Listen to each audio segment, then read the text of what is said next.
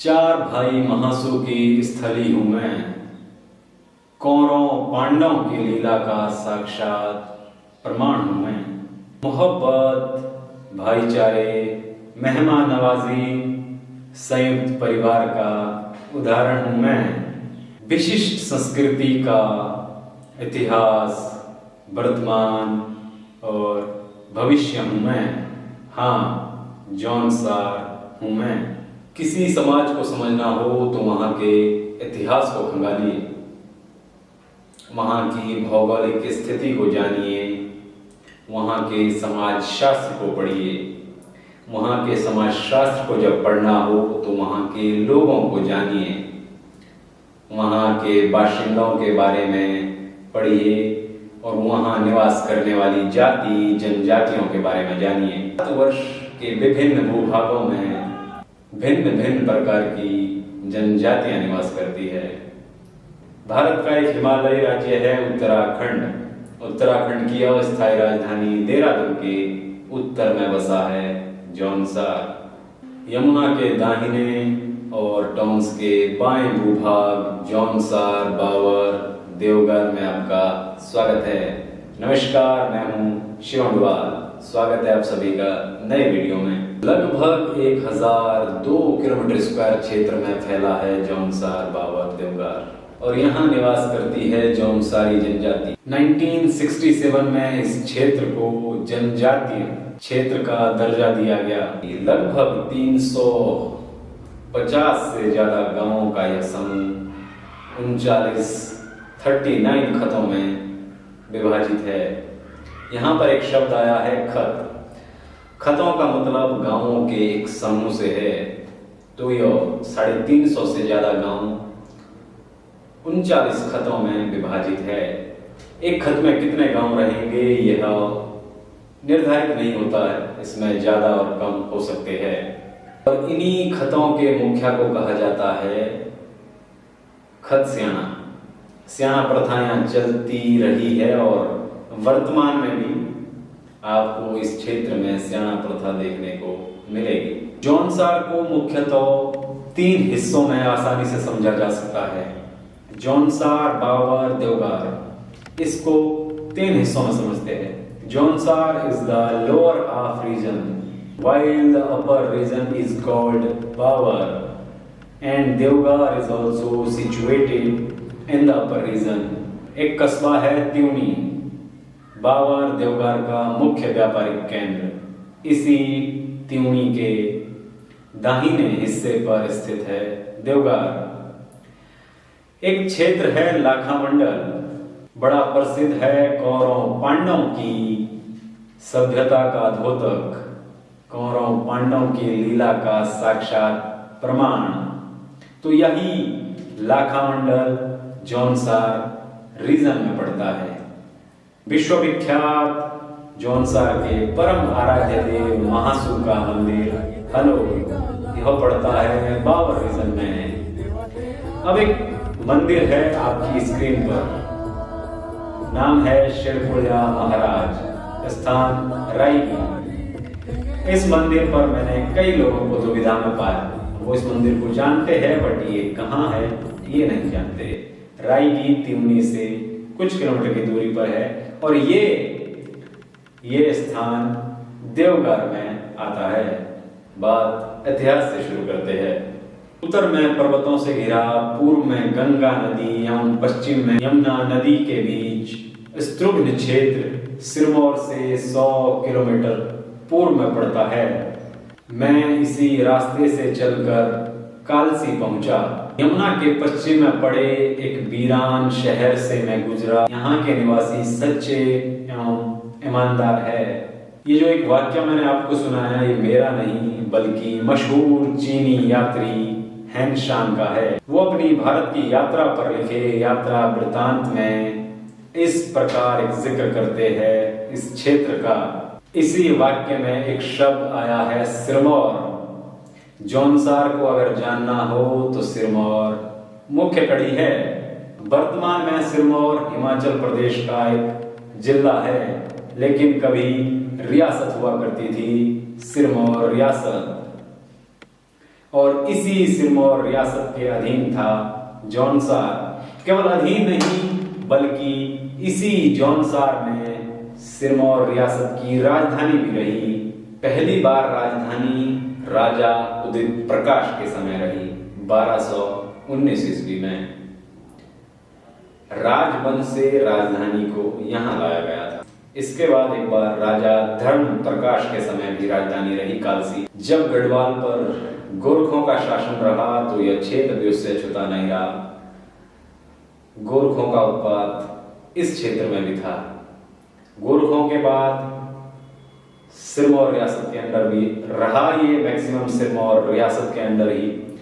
अगर खास तौर पर देखा जाए तो जौनसार बावर में राजशाही का कोई खास प्रभाव नहीं रहा, कोई खास बंदिशें नहीं रही। एक किस्सा ये भी कहा जाता है, राजा गढ़वाल नरेश महिपति शाह ने अपने सेना प्रमुख को आदेश दिया था कि लोधी रिखुला उनके सेना प्रमुख थे, उनको आदेश दिया कि आप देहरादून जाएं और यहाँ से सिरमौरियों को भगाएं।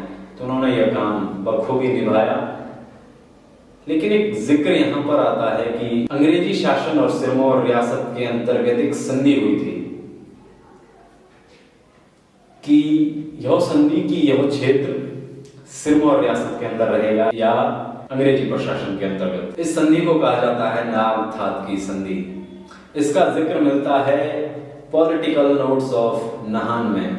जौनसार का इतिहास अभी तक तिनका भर भी नहीं खंगाला गया और शायद अब जरूरत है। ये बहुत देर हो चुकी है क्योंकि इस तेज दौड़ती भागती जिंदगी में बहुत सारे सबूत, बहुत सारे तथ्य पहले ही मिट चुके हैं। तो हमें जरूरत है इसको एकत्रित करके लिखित रूप में संजोने की। जौनसार बावर को समझने के लिए हमें बहुत जरूरी दस्तावेज सिरमौर रियासत या फिर नहान के पुस्तकालयों संग्रहालय में मिल सकते हैं। कालसी को जौनसार बावर का प्रवेश द्वार भी कहा जाता है और पहले के समय, आजादी से पहले के समय, अंग्रेजों के समय कालसी व्यापारिक केंद्र हुआ करता था इस क्षेत्र का। इतिहास का पक्ष और भी है, गहरा है, लेकिन वीडियो काफी लंबा हो जाएगा, मैं गहराई में जा नहीं रहा हूं। अगर आप चाहते हैं मैं बहुत गहराई में जाकर आपको वीडियो बनाऊं तो कमेंट कीजिए, कोशिश करूंगा बनाने की। धार्मिक नजरिए से बात करें तो यहाँ की आबादी, मैक्सिमम आबादी हिंदू धर्म पर आस्था रखती है। इस जनजाति के मुख्य एवं परम आराध्य देव है महाराज महासू महाराज। खुद को कौरव और पांडवों के वंशज मानते हैं। महासू महाराज 4 देवों के समूह को कहा जाता है। प्रथम है बाशिक महाराज। अब जो मंदिर आप देख रहे हैं बाशिक महाराज का है। स्थान है महेंद्र। अब एक दूसरा मंदिर है आपकी स्क्रीन पर, विश्व प्रख्यात महासू मंदिर हनोल। उसके बाद आता है जिक्र पवासी महाराज का। बावर देवघर से लगते हुए हम उत्तरकाशी डिस्ट्रिक्ट में पड़ता बंगाण क्षेत्र के परम आराध्य देव है पवासी महाराज। और अंतिम है चालदा महाराज। चालदा महाराज इस क्षेत्र में काफी लोकप्रिय है, समय समय पर प्रवास करते रहते हैं। जौनसार बावर ही नहीं अपितु हिमाचल के भी एक बड़े हिस्से में, बड़े भूभाग पर प्रवास कर रहते हैं। जब मैं वीडियो रिकॉर्ड कर रहा हूँ मार्च 2023 में, तो चालदा महाराज समाटा गांव में प्रवास पर है और अप्रैल माह से दशों गांव में पूजे जाएंगे। मैं डिटेलिंग में नहीं जा रहा हूँ क्योंकि वीडियो काफी लंबा हो जाएगा, क्योंकि एक एक पर एक वीडियो बना, हनोल पर एक अलग से वीडियो बनाया जा सकता है जिस पर हिस्ट्री से लेकर वर्तमान पर बात की जा सकती है। वो सब नहीं जो आप देखते हो, वो बातें जो आपने नहीं देखी होगी उस पर वीडियो बनाने का मजा है। जैसे कि आप लोगों को मालूम हिंदू धर्म का है, लेकिन कुछ विद्वान ये भी कहते हैं कि यह क्षेत्र कभी बौद्ध धर्म प्रधान था। ये जो मंदिर है ये बौद्ध धर्म से जुड़े हैं। बात जौनसार बावर के बारे में हो और वहाँ की कल्चर के बारे में बात नहीं हुई, वहाँ के खान पान, रहन सहन, वहाँ के नृत्य के बारे में बात नहीं हुई, तो फिर बात अधूरी नहीं, बात शुरू ही नहीं हुई है। यहीं से बात निकलती है यहाँ के त्योहारों की। धर्म से ही लोगों के त्योहार जुड़ते हैं।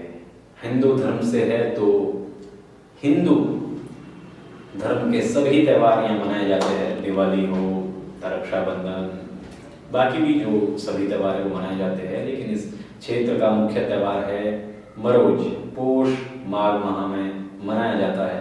इस त्योहार की शुरुआत होती है पोष पोंद्रे से। पोष पोंद्रे का अर्थ है पोष के 15 गत्ते से दिसंबर के 15-20 तारीख के मध्य बढ़ता है पोष 15 से, और ये लगभग 1 महीने तक चलता है। अंतिम त्योहार होता है आठकुड़ा। इसी त्योहार का अंतिम दिन होता है आठकुड़ा। इसमें अलग अलग दिन अलग अलग पकवान बनाए जाते हैं। दिवाली यहाँ देश के भिन्न हिस्सों से भिन्न मनाई जाती है। लोग लकड़ी की बनी मशाले जलाते हैं, हाथों में नचाते हैं, हाथों से नाचते हैं, उनको हाथ में लेकर नृत्य करते हैं। विशु मध्य अप्रैल के माह में विशु में मनाया जाता है। जागरा महासु महाराज का ये भादों के महीने में मनाया जाता है। जातरा, नुनाई एक त्योहार है, अब देखने को बहुत कम मिलता है या नहीं होता है। चारवाहों का ये त्योहार था क्योंकि और क्षेत्र कृषि प्रधान है। भेड़ पालन, बकरी पालन मुख्य तौर पर इस क्षेत्र में होता रहा है, तो ये उन्हीं का त्योहार था नुनाई। पहनावे में पहनावा एक जनजाति का आकर्षण होता है, गौरव होता है, सम्मान होता है। यहाँ पर भी वही है, यहाँ का पहनावा बड़ा प्रसिद्ध भी है। महिलाओं में घाघरा, कुर्ती, झोगा मुख्य रूप से पहना जाता है, और एक सिर पर एक कपड़ा पहना जाता है जिसको कहा जाता है टाली या डांटू या टाला। यो सभी विवाहित महिलाएं इस कपड़े को पहनती है। पुरुषों में चोली, लोहिया, वास्कट, कुर्ता पाजामा, सदरी और सिर पर अक्सर टोपी पहनते हैं यहाँ के लोग। नृत्य की बात करते हैं तो जनजातियों के बारे में अगर आप जानो, पढ़ो, उनको गौर करो तो किसी भी जनजाति का नृत्य जो है वो बड़ा सिस्टमेटिक वे में होता है, बड़े तौर तरीके से हर एक व्यक्ति जिसको एंजॉय कर सकता है, सिस्टमेटिक वे में चलता है। ऐसा ही नृत्य इस जनजाति का भी है। तांदी नृत्य, एक गोल घेरा बनाकर जिस पर नृत्य किया जाता है कदम ताल करते हुए, और हारू नृत्य, झेंता, रासो झेंता जौनसार में बड़ा प्रसिद्ध है। लोअर रीजन में, अपर रीजन में देखने को कम मिलता है, लेकिन लोअर रीजन में खूब इस पर। और एक मुंजरा नाच तो माघ का जो मेला होता है उस पर विशिष्ट रूप से यह नृत्य होता है कि लोग एक घर के अंदर बैठकर, सभी लोग चारों तरफ बैठकर, बीच में कुछ स्थान खाली छोड़कर वहां पर लोग बारी बारी से आकर नृत्य करते हैं, और बाकी सभी लोग बैठकर ताली बजाते हैं, गाना गाते हैं। बड़ा सुंदर नजारा रहता है इस नृत्य का। इस क्षेत्र का एक पक्ष और भी है, इसकी प्राकृतिक सुंदरता। बड़ा खूबसूरत लैंडस्केप है। एशिया की सबसे लंबी, सबसे खूबसूरत देवदार वृक्ष की रेंज इसी क्षेत्र में है, कनासर रेंज। कनासर, खड़ाम्बा, मुंडाली से लगती हुई ये रेंज पूरे एशिया में प्रसिद्ध है। राजा विराट का किला था यहाँ, आज विराट खाई कहा जाता है जिसको, बैराटगढ़। उत्तर भारत में एकमात्र स्थान पर अशोक का शिलालेख कालसी में है, वो भी इसी क्षेत्र में है। विंटर लाइन अगर आपको देखनी है तो जरूरी नहीं है कि आप मसूरी की भीड़ भाड़ वाली जगह में जाएं। यह सुंदर नजारा आप चक्राता से 2 किलोमीटर दूर चिलमिली से बड़े शानदार तरीके से देख सकते हैं। खड़ाम्बा जैसी ऊंची चोटी हो या फिर मोइला का बुग्याल, मुंडाली के समतल पसरे मैदान हो या देवगार में स्थित भेड़च बुग्याल, इसी जौनसार बावर की प्राकृतिक धरोहर है। कुछ मिथ भी है इस क्षेत्र के बारे में, कुछ मिथ मैं क्लियर कर देता हूँ। मैंने बहुत सारे आर्टिकल पढ़े तो उनमें एक कॉमन सा जो मैं बार बार देख रहा था, here is the concept of bride price. When a boy wants to marry a girl, he is taking away an asset of the family and must pay the fair price of the asset known as the bride price। जो लोग इस क्षेत्र से ताल्लुक रखते हैं वो इसका मतलब समझ सकते हैं, लेकिन अगर आप इस क्षेत्र से ताल्लुक नहीं रखते हैं तो इसका सही मतलब नहीं समझेंगे। फेयर प्राइस जैसी कोई बात नहीं होती है इस क्षेत्र में। एक रिवाज ये था इस क्षेत्र में, एक रिवाज ये है इस क्षेत्र में कि जब आप शादी के लिए जाते हैं तो इंगेजमेंट जो होती है तो एक रुपया पकड़ाया जाता है, ये चांदी का हो या फिर तांबे का। महिला को, जिस लड़की से शादी हो रही है, अगर वो इसको पकड़ती है तो इसका मतलब ये है कि वो प्रपोजल जो है शादी का वो एक्सेप्ट कर रही है। ये प्राइस नहीं है, ये फेथ है, ये विश्वास है। So please don't say that fair price, ये विश्वास का प्रतीक है। और ये हो जरूरी ऐसा भी नहीं है। रुपया पकड़ाना बोलते हैं इसको जो अनुसार में, तो फेयर प्राइस जैसे कोई बात नहीं है, बड़ी बकवास है। और इससे तो एक ये लगता है कि फेयर प्राइस है शायद ये जो दहेज के रूप में, और जबकि इस क्षेत्र में दहेज का कोई खास दबाव रहता नहीं है और ना ही चलन है कुछ खास, तो ये फेयर प्राइस जैसा कुछ नहीं होता। पॉलीगैमी और पॉलीएंड्री, बहुपति प्रथा, इस क्षेत्र में बहुपति प्रथा विद्यमान थी। अब भी देखने को मिलता है, कुछ लोगों की शादी अब भी चल रही है, तो ये है, ये सच है। बट अब अगर प्रेजेंट की बात करें 2023 में वीडियो होता है तब की बात करें तो ये ना के बराबर हो गया है पॉलीएंड्री और पॉलीगैमी। अगर आप किसी को कहें आप जौनसार से है तो कई बार ये भी सुनते हैं आपकी शादियों में तो सिर्फ मीट चलता है। तो भैया ऐसा है कि मीट की मात्रा ज्यादा जरूर होती है, लेकिन सिर्फ मीट बनता है ऐसा नहीं है। घरों में ताले नहीं लगाए जाते हैं, तो भैया वो दिन बीत गए, घरों में ताले लगाए जाते हैं। हर क्षेत्र, हर गांव लगभग सड़क से जुड़ चुका है और सड़क के जुड़ने से वहां पर चोर उचक्कों का आवागमन शुरू हो चुका है। तो अब ये भी बीती बात है कि घरों में ताले नहीं लगाए जाते। वीडियो कैसा लगा कमेंट में बताएं, और चाहते हैं किसी खास टॉपिक पर वीडियो या इन्हीं में से किसी टॉपिक पर डिटेलिंग में वीडियो तो कमेंट में लिखें। वीडियो शेयर करें या ना करें आपकी मर्जी है, इस पर कोई दबाव नहीं। अगर यूं ही चलता रहा सांसों का क्रम और जीवन की लीला तो होगी आपसे मुलाकात जल्द। तब तक के लिए नमस्कार, मैं हूं शिव डोभाल।